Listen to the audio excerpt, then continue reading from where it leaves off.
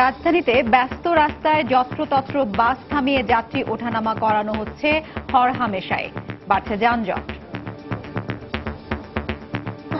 আমি যদি ওখানে দাঁড়াই তাহলে বাসটা আমি ওখান থেকে গাড়িতে উঠতে পারবো না। আমি যদি ওখান থেকে উঠতে চাই তাহলে দেখা যাবে যে এখান থেকে আমি আর উঠতেই পারবো না ওখান থেকে, কারণ হচ্ছে আগে থেকেই যাত্রী ভরে ফেলে। ট্রাফিক ব্যবস্থায় আধুনিকায়ন দরকার বলছে কর্তৃপক্ষ। সামর্থ্যের সর্বোচ্চ ব্যবহারে এই সমাধান সম্ভব, মন্তব্য বিশেষজ্ঞের। সিস্টেম ডেভেলপমেন্টের মাধ্যমে কিন্তু অনেক সমস্যা সমাধান করা সম্ভব। যেইটুকু আছে রিসোর্স সেইটুকু কাজে লাগায় আমরা যদি নিয়মের মধ্যে আনতে পারি তাহলে আমরা আশা করি এই সার্ভিসগুলো অবশ্যই ভালো হবে। দেখছিলেন বিশেষ শিরোনাম। সন্ধ্যার সময় সঙ্গে আছে আমি হাফসাতুন্নেসা এবং আমি জাফর সাদিক। এবার অন্যান্য শীর্ষ সংবাদ। বিশেষ ক্ষেত্রে 18 বছরের কম বয়সী মেয়ে ও 21-এর কম বয়সী ছেলেদের বিয়ের বিধান রেখে বাল্যবিবাহ নিরোধ বিল সংসদে পাস। কোন মামলাতেই আসামির উপর পুলিশি নির্যাতন করা যাবে না, উচ্চ আদালতের সতর্কবার্তা। পটুয়াখালীতে নির্যাতনের ঘটনায় বাউফলের সার্কেল এএসপিকে বদলির আদেশ। এমপি লিটন হত্যা মামলায় কাদেরের স্বীকারোক্তিমূলক জবানবন্দিতে এবার উঠে এলো স্থানীয় এক আওয়ামী লীগ নেতার নাম। গ্রেফতারে মাঠে পুলিশ।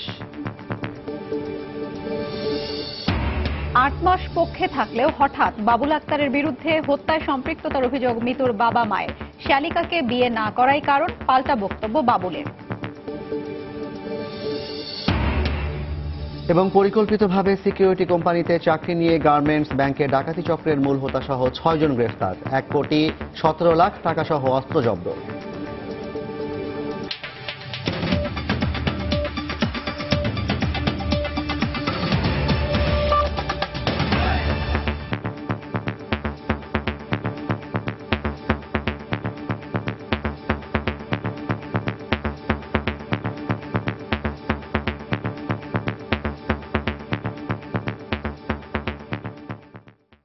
কোন মামলাতেই আসামির ওপর পুলিশি নির্যাতন করা যাবে না। পটুয়াখালীর বাউফল থানায় রাজীব নামে এক ব্যক্তিকে আটকে রেখে নির্যাতনের বিষয়ে করা এক রিটের শুনানিতে উচ্চ আদালত সতর্ক করল।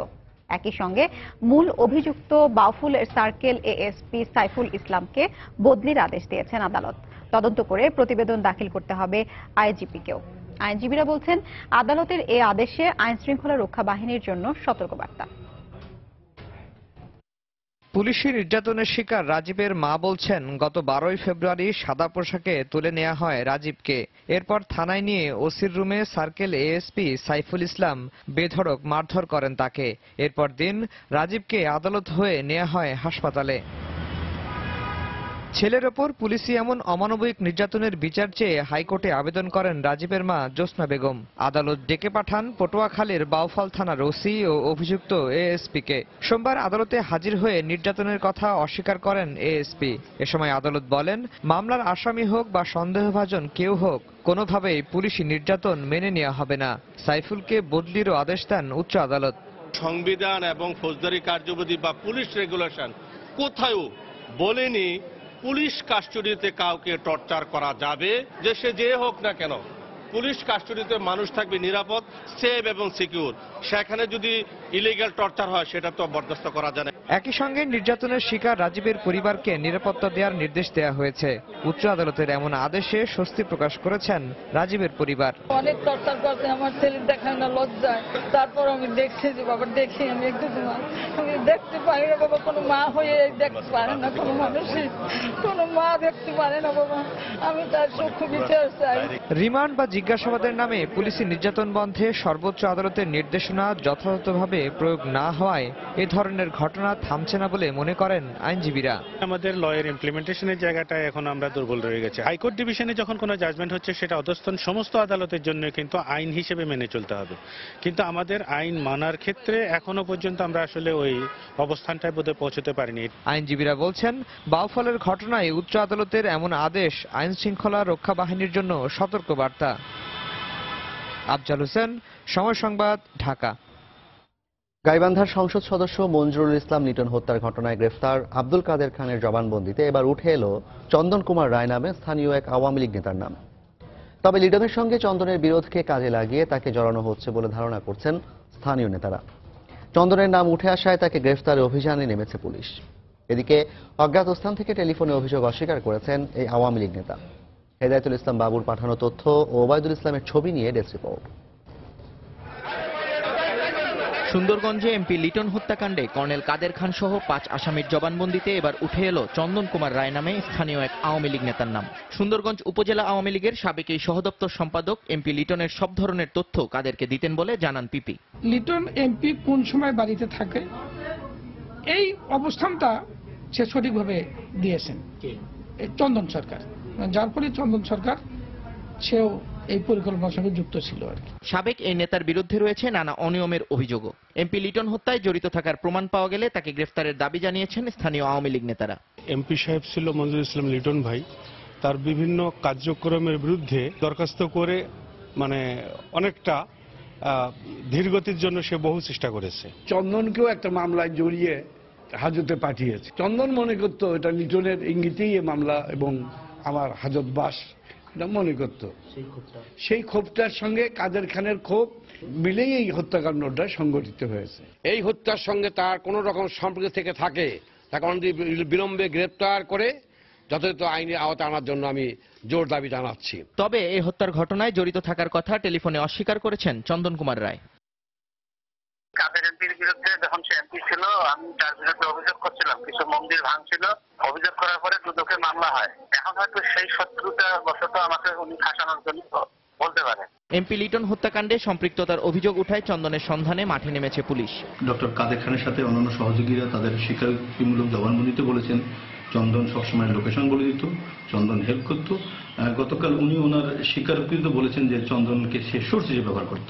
অভিযুক্ত চন্দন কুমার রায়কে 2014 সালে সুন্দরগঞ্জ উপজেলা আওয়ামী লীগের সহদপ্তর সম্পাদক পদ থেকে বহিষ্কার করা হয়। গত 31 ডিসেম্বর এমপি লিটনকে গুলি করে হত্যা করা হয়। ওই ঘটনায় কর্নেল আব্দুল কাদের খান সহ 5 জনকে গ্রেফতার করে পুলিশ। তারা সবাই আদালতে স্বীকারোক্তিমূলক জবানবন্দি দিয়েছে।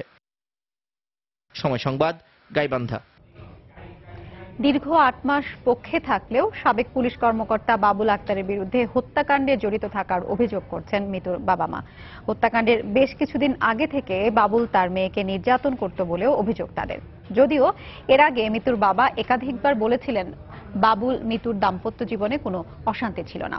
এদিকে বাবুল আক্তার সামাজিক যোগাযোগ মাধ্যমে দেয়া দীর্ঘ স্ট্যাটাসে দাবি করেছেন শ্যালিকাকে বিয়ে করতে রাজি না হওয়ায় তার শ্বশুর শাশুড়ি এখন তাকে হত্যাকাণ্ডে জড়াচ্ছে। গত বছরের 5 জুন চট্টগ্রামের জিএসি মোড়ে আলোচিত পুলিশ সুপার বাবুল আক্তারের স্ত্রী মাহমুদা খানম মিতুকে গুলি ও ছুরিকাঘাতে হত্যা করে দুর্বৃত্তরা। হত্যাকাণ্ডের প্রায় 8 মাসে তদন্ত মোড় নেয় বিভিন্ন দিকে। একসময় জঙ্গিরা এ হত্যাকাণ্ডের সঙ্গে জড়িত ধারণা করা হলেও পরে সিসিটিভির ফুটেজ দেখে কয়েকজনকে আটক করার পর পাল্টে যায় তদন্তের রূপ। জিজ্ঞাসাবাদের জন্য বাসা থেকে তুলে নেওয়া হয় বাবুল আক্তারকে। চাকরি হারাতে হয় তাকে। তবে বাবুলকে চাকরিচ্যুত করা হয়েছে নাকি সে নিজেই চাকরি ছেড়েছেন এ বিষয়ে এখন পর্যন্ত কোনো স্পষ্ট বক্তব্য পাওয়া যায়নি। তবে ঘটনা যাই হোক, এতদিন বাবুলের পক্ষেই সাফাই গিয়েছিলেন তার শ্বশুরবাড়ির লোকজন। ওদের স্বামী স্ত্রী বলেন বা অন্যান্য কোনো প্রাসঙ্গিক এই ধরনের কোনো ঘটনা ঘটে যাতে আমার মেয়েকে আমার জামাই খুন করতে পারে। চলতে থাকে তদন্ত। হঠাৎ করেই শ্বশুরের মুখে ভিন্ন সুর। চট্টগ্রামে বাবুলের বাসার আশপাশের বাসিন্দাদের সঙ্গে কথা বলে নাকি জানতে পেরেছেন মৃত্যুর উপর নির্যাতন করত বাবুল। মৃত্যু নাকি একবার আত্মহত্যারও চেষ্টা করেছিলেন। একাধিক নারীর সঙ্গে বাবুলের নাকি সখ্য ছিল। আর এসব কারণেই এই হত্যাকাণ্ডে বাবুল জড়িত থাকতে পারে বলে সন্দেহ করছেন তারা। আমাদের প্রশ্ন অনুযায়ী বাবুল হয়তো সম্পৃক্ত না থাকে, তার চাকরি যাবে কেন? পরবর্তীকালে আমাদের বাসা থেকে চলে গেল। পর্যায়ক্রমে দিনে দিন যত দিন যা গেছে অতদিন সে বাচ্চাদের নিয়ে গেছে, মালামাল নিয়ে গেছে, চিটাগের বাসা শিফট করছে, আমাদের সাথে মোবাইল সংযোগ বিচ্ছিন্ন করছে বলতে গেলে এক পর্যায়ে। আর এই পরকীয়া প্রেম টর্চারিং যদিও আমরা এখন পরবর্তীকালে জানছি, এইগুলো আর সবকিছু মিলাইলেই দেখা যায় যে তার উপরে সে সন্দেহ বাড়ছে। এদিকে সবাই বিচারক আর আমি তথ্য প্রমাণ ছাড়াই খুনি শিরোনামে ফেসবুকে দীর্ঘ এক স্ট্যাটাস দিয়েছেন বাবুল আক্তার। তার অভিযোগ 16 বছরের শালিকাকে বিয়ে করতে রাজি না হওয়ায় এখন তার বিরুদ্ধে অবস্থান নিয়েছে মৃতুর বাবা মা। জুনায়েদ আল হাবিব, সময় সংবাদ, ঢাকা। 18 বছরের কম বয়সী মেয়ে এবং 21-এর কম বয়সী ছেলেদের বিশেষ ক্ষেত্রে বিবাহের বিধান রেখে বাল্যবিবাহ নিরোধ আইন 2017 সংসদে পাশ হয়েছে। বিকেলে সংসদে মহিলা ও শিশু বিষয়ক প্রতিমন্ত্রী মেহের আফরোজ চুমকি বাল্যবিবাহ নিরোধ আইন 2017 পাশ করার প্রস্তাবের ভিত্তিতে কণ্ঠ ভোটে বিলটি পাশ করা হয়। এর আগে বিলটির বিভিন্ন দিক নিয়ে সংসদ সদস্যদের জনমত যাচাইয়ের প্রস্তাব কণ্ঠভোটে বাদ দেওয়া হয়। 1929 সালের আইনে মেয়েদের বিয়ের ক্ষেত্রে 18 বছরের বাধ্যবাধকতা থাকলেও এই বিলে তা বিশেষ বিধানের মাধ্যমে বাবা মা ও আদালতের সম্মতির মাধ্যমে বিয়ের সুযোগ রাখা হয়। এ বিষয়ে মহিলা ও শিশু বিষয়ক প্রতিমন্ত্রী আশা ব্যক্ত করে বলেন, বিলটি পাশের মাধ্যমে দেশে সামাজিক অপরাধ কমে আসবে। কিন্তু বাংলাদেশে প্রযোজ্য আমরা এই সমাজকে সুরক্ষিত রাখার জন্যই এই বিষয়টি করেছি।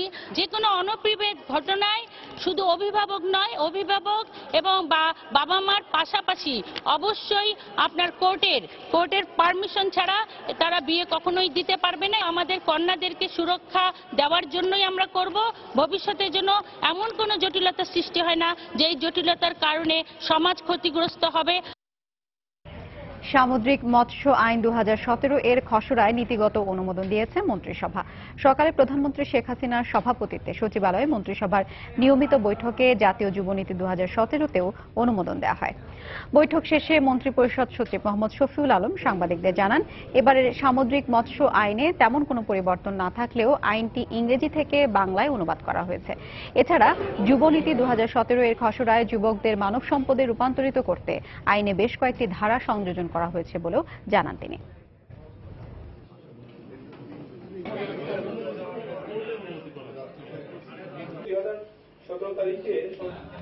সন্ধ্যার সময় আরো থাকছে ডিসেন্ট, অ্যামিকো সহ 28টি কোম্পানির ওষুধ 72 ঘন্টার মধ্যে উৎপাদন বিপণন বন্ধের নির্দেশ। বাস্তবায়নের জন্য ওষুধ প্রশাসনকে কঠোর হবার তাগিদ। আছে স্টপেজ, রয়েছে ট্রাফিক নির্দেশনাও। তবু আইন না মেনে রাজধানীর রাস্তায় চলতে চলতে বাস থামিয়ে যাত্রী ওঠানামার দৃশ্য প্রতিদিনের। এতে বেড়েই চলেছে যানজট, নিয়ন্ত্রণহীন হয়ে পড়ছে ট্রাফিক ব্যবস্থা। এজন্য পরিবহন শ্রমিকরা যতটা দায়ী ততটা যাত্রীরাও। তবে তা মানতে নারাজ দুপক্ষই। বিশ্লেষকরা বলছেন, আইন থাকার পরও তা না মানা অপরিকল্পিত ট্রাফিক ব্যবস্থার প্রমাণ। আর অনিয়মের বিরুদ্ধে কঠোর ব্যবস্থা নেওয়ার আশ্বাস ট্রাফিক বিভাগের। প্রিন্স আরেফিনের ক্যামেরায় আহমেদ সালেহিনের রিপোর্ট। দণ্ডের বিধান রেখে বড় অক্ষরে নিজ ভাষা বাংলায় লেখা আছে বাস থামানো নিষেধ। তবুও থামছে গাড়ি, জটলা বেঁধেছে তীর্থের কাকের মতো দাঁড়িয়ে থাকা যাত্রীদের ভিড়। ঠিক তার পেছনের দৃশ্য সেই সব যাত্রী বা বাস চালকের দৃষ্টির বাইরে থাকলেও বিশৃঙ্খলার পাশাপাশি তৈরি হচ্ছে তীব্র যানজট। যাত্রীরা তাদের সুবিধার্থে বাসে ওঠার জন্য দাঁড়িয়ে যাচ্ছেন যেখানে সেখানে, আর সেই সুযোগে নিজেদের আখের গুছাচ্ছে অসাধু পরিবহন শ্রমিকরা। এক্ষেত্রে দোষারোপের পাশাপাশি যুক্তি নিজেদের পক্ষে নিতেও কার্পণ্য করেনি একে অপরে। এখানে তো দেখা যাচ্ছে বাস থামবে না, দাঁড়ালে দণ্ড। অ্যাকচুয়ালি আমি যদি ওখানে দাঁড়াই তাহলে বাসটা আমি ওখান থেকে গাড়িতে উঠতে পারবো না, এই জন্য এখানে দাঁড়াইছি। এখানে সবাই দাঁড়িয়ে আছে তাই আমিও দাঁড়িয়ে আছি বাসের জন্য। আমি যদি ওখান থেকে উঠতে চাই তাহলে দেখা যাবে যে এখান থেকে আমি আর উঠতেই পারবো না ওখান থেকে, কারণ হচ্ছে আগে থেকে যাত্রী ভরে ফেলে। যাত্রীরা সামনে যেতে চায় না, তাদের দুই পা হাঁটতে কষ্ট হয়। নির্দেশনা কিংবা আইনের বিধান থাকলেও কেন তা মানা হচ্ছে না সে বিষয়ে নিজ অভিজ্ঞতা তুলে ধরেন একজন ট্রাফিক কর্মকর্তা। শাহবাগ থেকে জাহাঙ্গীর গেট পর্যন্ত তেমন সুনির্দিষ্ট বাস স্ট্যান্ড দেখা যায় না বা নাই, যে কারণে মানুষ তার গন্তব্যে যাওয়ার জন্য বিভিন্ন জায়গায় যত্রতত্র দাঁড়িয়ে যায়। বারবার উদ্যোগ নিয়েও পরিস্থিতি স্বাভাবিক করতে না পারায় ট্রাফিক বিভাগকে দোষারোপের পাশাপাশি পুরো ব্যবস্থাকে পরিকল্পিত নিয়মের মধ্যে আনার পরামর্শ দিয়েছেন যোগাযোগ বিশেষজ্ঞরা। কমপ্লিট সিস্টেমটাই একটা অনিয়মে চলছে, এটাকে নিয়মে আনা দরকার। কিছু বললেই যে আমাদের সামর্থ্য নাই, কিন্তু যেইটুকু আছে রিসোর্স সেইটুকু কাজে লাগায় আমরা যদি নিয়মের মধ্যে আনতে পারি তাহলে আমরা আশা করি এই সার্ভিসগুলো অবশ্যই ভালো হবে। শৃঙ্খলা ফেরাতে আইন প্রয়োগের মাধ্যমে ট্রাফিক ব্যবস্থার আধুনিকায়নের কথা জানান বিভাগটির অতিরিক্ত কমিশনার। আসলে আমাদেরকে সিস্টেম ডেভেলপ করতে হবে। সিস্টেম ডেভেলপমেন্টের মাধ্যমে কিন্তু অনেক সমস্যা সমাধান করা সম্ভব। বাস স্টপেজ কোথায় কোথায় করা যায় এটা একটা তালিকা আমরা দিয়েছি। এই বাস স্টপেজ ছাড়া যদি বাস দাঁড়ায় তাদের বিরুদ্ধে ব্যবস্থাটা আরো বেশি কঠোর করতে পারবো। ঢাকার 2 সিটি কর্পোরেশন এলাকায় নতুন করে বাস স্টপেজ নির্ধারণের কাজ প্রায় শেষ বলে জানিয়েছেন এই কর্মকর্তা। সাধারণ মানুষের চলাচল নির্বিঘ্ন করতে আছে আইন, রয়েছে তার প্রয়োগও, কিন্তু তা মানছে না খোদ সাধারণ মানুষই। ফলে নিয়ন্ত্রণহীন হয়ে পড়ছে স্বাভাবিক যান চলাচল। বিশ্লেষকরা মনে করছেন জনগণের সচেতনতার পাশাপাশি পরিকল্পিতভাবে ট্রাফিক ব্যবস্থাপনা সাজানো গেলেই কেবল সড়কের দুর্ভোগ কমানো সম্ভব। আহমেদ সালেহিন, সময় সংবাদ, ঢাকা। ডিসেন্ট, অ্যামিকো সহ 28টি কোম্পানির অ্যান্টিবায়োটিক, পেনিসিলিন ও ক্যান্সারের ওষুধ 72 ঘন্টার মধ্যে উৎপাদন ও বিপণন বন্ধের নির্দেশ দিয়েছেন হাইকোর্ট। একই সাথে আদেশের বিষয়ে কি পদক্ষেপ নেওয়া হয়েছে তা আগামী 72 ঘন্টার মধ্যে জানাতে নির্দেশ দিয়েছেন আদালত। জনস্বার্থে করা এক রিট আবেদনের প্রাথমিক শুনানি শেষে বিচারপতি সৈয়দ মোহাম্মদ দস্তগীর এবং বিচারপতি আতাউর রহমান খানের সমন্বয়ে গঠিত হাইকোর্টের দ্বৈত বেঞ্চ এই আদেশ দেন। রিটকারী আইনজীবী জানান, নিম্নমানের ওষুধ উৎপাদনের জন্যই এই 28টি ওষুধ কোম্পানির বিরুদ্ধে এই রিট আবেদন করা হয়।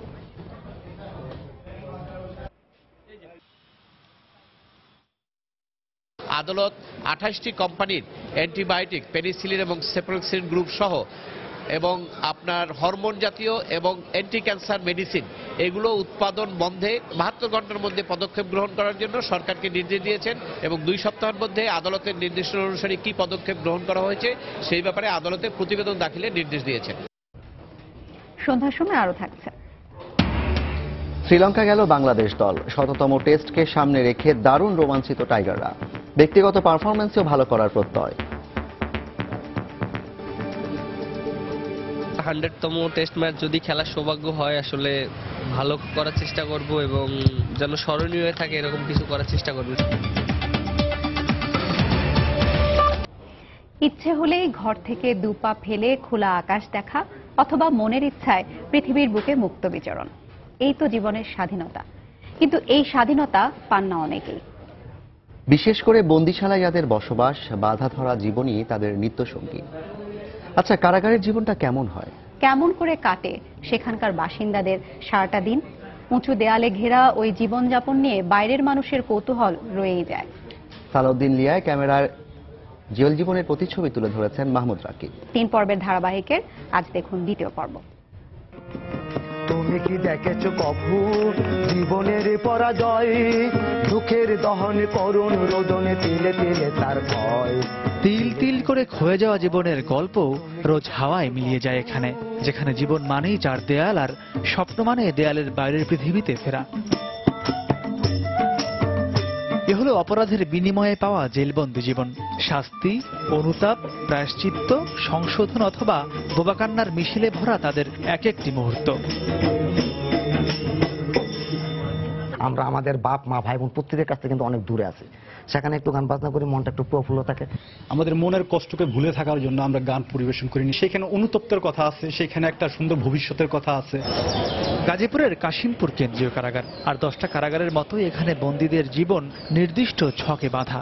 সকালে লকআপ থেকে বের হওয়ার সুযোগ পায় বন্দীরা। জেল জীবন তো আর আয়েশ করার জায়গা নয়, সে কথা মেনে নিয়েই স্বল্প পরিসরে চলে গোসল ও ব্যক্তিগত কাজকর্ম। এরপর আগ্রহীদের গন্তব্য কারা লাইব্রেরি। তবে রোজ একই রকম বই পড়তে পড়তে স্বাদবিহীন হয়ে ওঠে অবসরের সময়টুকু। কোনো কাজ নেই তো জেলখানায়, তাই এখানে বসে বসে সময় কাটায়, বই পড়াশোনা করি। বাংলাদেশের ইতিহাস সম্পর্কে আরো ভালো কিছু বই থাকলে তো ভালো হতো আর। প্রায় একই সময় রন্ধনশালায় ব্যস্ত হয়ে ওঠে সশ্রম কারাদণ্ডপ্রাপ্তদের একাংশ। অপরিচ্ছন্ন পরিবেশ ও নামমাত্র তেল মশলাই রান্নার নিত্যসঙ্গী। তারপর শুরু ওয়ার্ড ভিত্তিক খাবার বিতরণ। দুপুরে ভাত দেয়, তরকারি দেয়, সবজি ডাল দেয়, আর বিকেলের জন্য আবার ভাত দেয়, সবজি দেয়। পাশের কেস টেবিলে কারারক্ষীরা তখন নতুনদের ভাগ করে দেওয়ার পাশাপাশি অভ্যন্তরীণ বিচার কাজ সম্পন্ন করেন। বন্দীদেরকে বিভিন্ন ওয়ার্ডে বর্ণ করে দেওয়া হয়, থাকার ব্যবস্থা। মারামারি করে বন্দীরা, জেলা সাহেব ওটা লিপিবদ্ধ করেন, ওটার বিচার সাহেব সম্পাদন করেন। কারাগারের ভিতর সকল নির্দেশনাই দেওয়া হয় ঘন্টা বাজিয়ে। ঠিক দুপুর 12টায় ঘন্টা বাজার পরপরই বাইরে থাকা বন্দীরা নিজ নিজ ওয়ার্ডে ফিরে যান এবং সেখানে বন্দীদের উপস্থিতি নিশ্চিত করার জন্য কারারক্ষীরা প্রতিটি ওয়ার্ডে ওয়ার্ডে গণনা করেন, যাকে এই জেলখানার ভাষায় বলা হয় গুনতি। এবং এই গুনতি প্রতিদিন সূর্যোদয়ের পর, দুপুরে এবং সূর্যাস্তের ঠিক পূর্ব মুহূর্তে মোট 3 বার করা হয়। গণনা শেষে দুপুরে খাওয়ার পর বন্দীরা বেরিয়ে পড়ে খেলাধুলায়। মূলত ক্লান্তিকর বাধা জীবন ভুলে থাকার সময় এটুকুই। বাড়ির যে দুশ্চিন্তাটা, একটু খেলাধুলা করলে, একটু এনজয় করলে ওই দিন মুক্তি পাওয়া যায়। খাওয়ার পর আমরা একটু টিভি দেখি, টিভি অনুষ্ঠান একটু দেখি, নাটক। জঙ্গি ও ফাঁসির দণ্ডপ্রাপ্তদের অবশ্য এসব খোলা জায়গায় আসার সুযোগ নেই। জঙ্গিদের মধ্যে থেকে যে বিভিন্ন গ্রুপ আছে, সেই গ্রুপগুলোকে আমরা আলাদা করে রাখি। রুটিনে বাধা দিন শেষে ফের কারা প্রকোষ্ঠে, যেখানে ফিরতে চায় না কেউই। তবুও নিয়তিকে মেনে নিয়ে কোনো একদিন মুক্ত হবার স্বপ্ন বুনে যান কারাবন্দীরা। মাহমুদ রাকিব, সময় সংবাদ, গাজীপুর। সংশোধিত ভ্যাট আইন দ্রুত কার্যকরের তাগিদ দিয়েছেন আন্তর্জাতিক মুদ্রা তহবিল আইএমএফ। দুপুরে সচিবালয়ে আইএমএফ এর প্রতিনিধি দলের সাক্ষাৎকালে এ তাগিদ দিয়েছেন জানিয়ে অর্থমন্ত্রী বলেন, চলতি বছরের জুলাই থেকে ভ্যাট আইন 2012 কার্যকর হবে। সেই সাথে তিনি জানান, বাস্তবায়নের আগে ভ্যাট আইন নিয়ে ব্যবসায়ীদের সাথে এনবিআর এর আলোচনার সুপারিশগুলো তিনি খতিয়ে দেখবেন। আমি বললাম ডেপুটি ম্যানেজিং ডিরেক্টরকে যে আপনি একটু আমাকে জানান what is your forecast about Bangladesh. উনি বললেন যে আমরা কোনো প্রবলেম দেখি না, একটু কেয়ারফুল হতে হবে, সেটা বলেছেন তিনি যে ভ্যাট ইমপ্লিমেন্টেশনটা নিয়ে। ভ্যাটের ব্যাপারে আমরা অনেক কিছু পদক্ষেপ নিয়েছি। ইতিমধ্যে ব্যবসায়ীরা রাজস্ব বোর্ডের সঙ্গে আলোচনা করেছেন, জয়েন্ট মিনিটসরা দস্তখত করেছেন। আমি এই সপ্তাহে পাবো তাদের জয়েন্ট মিনিটস, যেটা আমাকে দেখতে হবে কিভাবে কি করা যায়। But VAT law is mostly enforced এবং it will be effective, completely effective in 2017। পরিকল্পিতভাবে সিকিউরিটি কোম্পানিতে চাকরি নিয়ে গার্মেন্টস, ব্যাংক, স্বর্ণের দোকানে ডাকাতি করত তারা। গাজীপুরের কালিয়াকৈরে গার্মেন্টসে ডাকাতির ঘটনায় এই চক্রের মূল হোতা সহ 6 জনকে গ্রেফতার করেছে র্যাব। তাদের কাছ থেকে 1,17,00,000 টাকা, একটি অস্ত্র, 5 রাউন্ড গুলি, 1 ট্রাক উদ্ধার করা হয়। সকালে সংবাদ সম্মেলনে র্যাব জানায়, ব্যাপক অনুসন্ধানে এই চক্রকে চিহ্নিত করে গ্রেফতার করা হয়েছে। পূর্ব পরিকল্পনার অংশ হিসেবে ডাকাত দলের 2 সদস্য ছদ্মনামে চাকরি নেয় একটি সিকিউরিটি কোম্পানিতে। এরপর একদিনের মধ্যেই কালিয়াকৈরের নিট প্লাস গার্মেন্টসে নিরাপত্তা প্রহরীর চাকরি হয় তাদের। এরপরই গার্মেন্টসে শুরু হয় ডাকাতদের কার্যক্রম। খবর আসে কর্মীদের বেতন দেওয়ার জন্য মোটা অঙ্কের টাকা ভল্টে রাখা হবে। ডাকাত দলের সদস্যরা বাইরে থাকা বাকি সদস্যদের খবর দেয়। রাতে অন্য নিরাপত্তা প্রহরীদের অজ্ঞান করে ভল্ট ভেঙে লুটে নেয় 3,41,00,000 টাকা। সোমবার দুপুরে সংবাদ সম্মেলনে র্যাব জানায়, এই চক্রটি ভুয়া নাম ঠিকানা ব্যবহার করে বিভিন্ন সিকিউরিটি কোম্পানিতে চাকরি নিয়ে বেশ কয়েক বছর ধরে ডাকাতি করে আসছে। 5 জন সক্রিয়ভাবে ওই 2 জন সিকিউরিটি সহ, যেটা মাহবুব এবং ফারুক সহ বাকি যে 3 জন, তারা ওই সময় ভিতরে প্রবেশ করেছে, ভল্ট ভেঙেছে, টাকা পয়সা নিজেদের মধ্যে ভাগাভাগি করেছে এবং ব্যাগে করে, এই ব্যাগগুলিও আছে, ব্যাগে করে ওই স্থান ত্যাগ করে। গ্রেফতারকৃতদের বিরুদ্ধে বিভিন্ন থানায় বেশ কয়েকটি মামলা রয়েছে বলেও জানায় র্যাব। শাহরিয়ার জামান দ্বীপ, সময় সংবাদ, ঢাকা। দেশের বাইরের খবর। জমকালো আয়োজনে আলো ঝলমলে পরিবেশে বিজয়ীদের হাতে তুলে দেওয়া হলো 89তম একাডেমি অ্যাওয়ার্ড। এবারের আসরে 14টি বিভাগে মনোনয়ন পেয়ে সেরা পরিচালক ও সেরা অভিনেত্রী সহ 6টি বিভাগে পুরস্কার বাগিয়ে নিয়েছে মিউজিক্যাল সিনেমা লা লা ল্যান্ড। আর শ্রেষ্ঠ চলচ্চিত্রের পুরস্কার জিতেছে মুনলাইট। সেরা অভিনেতার পুরস্কার পেয়েছেন ক্যাসে অ্যাফ্লেক, আর সেরা অভিনেত্রী হয়েছেন এমা স্টোন। রোববার লস অ্যাঞ্জেলেসের ডলবি থিয়েটার যেন পরিণত হয় তারকাদের মিলন মেলায়। জমকালো আয়োজনের মধ্য দিয়ে বিজয়ীদের হাতে তুলে দেয়া হয় বিশ্ব চলচ্চিত্রের সবচেয়ে মর্যাদাপূর্ণ পুরস্কার একাডেমি অ্যাওয়ার্ডস। এবারের আসরে শ্রেষ্ঠ চলচ্চিত্রের পুরস্কার জিতেছে মুনলাইট। তবে এর আগে অনাকাঙ্ক্ষিতভাবে ঘটে বিপত্তি। শ্রেষ্ঠ চলচ্চিত্র হিসেবে ভুলক্রমে ঘোষণা করা হয় লা লা ল্যান্ডের নাম। তবে অস্কারের 14টি বিভাগে মনোনয়ন পেয়ে সেরা চিত্রনাট্য, সঙ্গীত সহ 6টি বিভাগে ছবিটি ছিনিয়ে নিয়েছে পুরস্কার। শ্রেষ্ঠ পরিচালক হিসেবে পুরস্কার জিতেছেন এ চলচ্চিত্রের ড্যামিয়েন শাজেল। সেরা অভিনেত্রীর খেতাব অর্জন করেছেন Emma Stone. Manchester by the sea সিনেমায় অনবদ্য অভিনয় করে সেরা অভিনেতার পুরস্কার পেয়েছেন ক্যাসে অ্যাফ্লেক। সেরা পার্শ্ব অভিনেত্রীর পুরস্কার গেছে ভায়োলা ডেভিসের ঝুলিতে। ফেন্সেস চলচ্চিত্রে অভিনয় করে এ সম্মান অর্জন করেন তিনি। মুনলাইট সিনেমায় অভিনয়ের জন্য সেরা পার্শ্ব অভিনেতার খেতাব অর্জন করেছেন মাহেরশালা আলী। 7 মুসলিম দেশের নাগরিকদের যুক্তরাষ্ট্রে প্রবেশে প্রেসিডেন্ট ডোনাল্ড ট্রাম্পের নিষেধাজ্ঞার প্রতিবাদে অস্কার বয়কট করা ইরানি নির্মাতা আসগার ফারহাদির সিনেমা দ্য সেলসম্যান জিতে নিয়েছে বিদেশি ভাষার সেরা সিনেমার পুরস্কার। শিরিন আক্তার, সময় সংবাদ।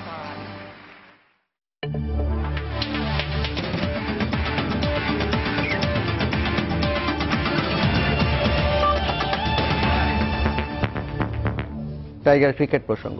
স্মরণীয় কিছু করার লক্ষ্য নিয়ে শ্রীলঙ্কায় গেল বাংলাদেশ জাতীয় ক্রিকেট দল। বিশেষ করে নিজেদের 100তম টেস্ট ম্যাচকে সামনে রেখে দারুণ রোমাঞ্চিত টাইগার ক্রিকেটাররা।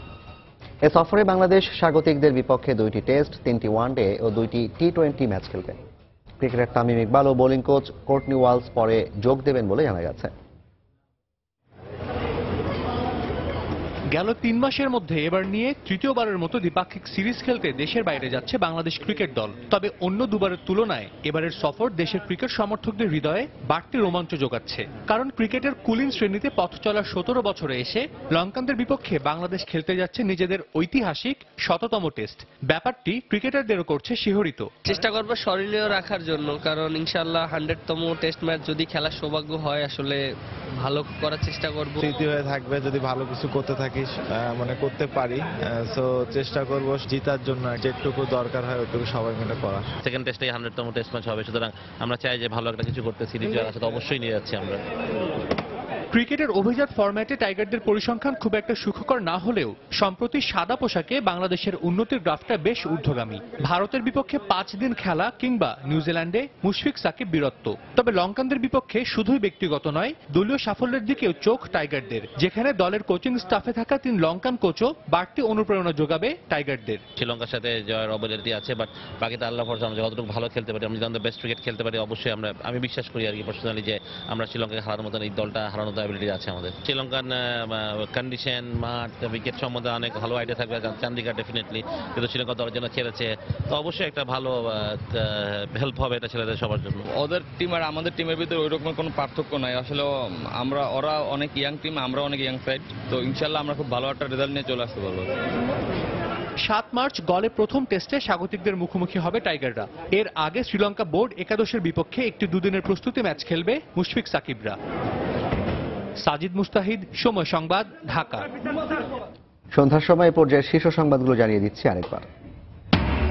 কোনো মামলাতেই আসামির ওপর পুলিশি নির্যাতন করা যাবে না, উচ্চ আদালতের সতর্ক বার্তা। পটুয়াখালীতে নির্যাতনের ঘটনায় বাউফলের সার্কেল এএসপিকে বদলির আদেশ। এমপি লিটন হত্যা মামলায় কাদেরের স্বীকারোক্তিমূলক জবানবন্দিতে এবার উঠে এলো স্থানীয় এক আওয়ামী লীগ নেতার নাম। গ্রেফতারে মাঠে পুলিশ। 8 মাস পক্ষে থাকলেও হঠাৎ বাবুল আক্তারের বিরুদ্ধে হত্যায় সম্পৃক্ততার অভিযোগ মিতুর বাবা মায়ের। শ্যালিকাকে বিয়ে না করাই কারণ, পাল্টা বক্তব্য বাবুলের। বিশেষ ক্ষেত্রে 18 বছরের কম বয়সী মেয়ে এবং 21 বছরের কম বয়সী ছেলেদের বিয়ের বিধান রেখে বাল্যবিবাহ নিরোধ আইন সংসদে পাস। এবং রাজধানীর ব্যস্ত রাস্তায় বাস থামিয়ে যাত্রী ওঠানামা হচ্ছে হরহামেশাই। বাড়ছে যানজট, সামর্থ্যের সর্বোচ্চ ব্যবহারে সমাধান সম্ভব, মন্তব্য বিশেষজ্ঞের। এই ছিল সন্ধ্যার সময়। যে কোনো খবর পেতে ভিজিট করুন সময়নিউজ.tv আর সঙ্গে থাকুন সময়।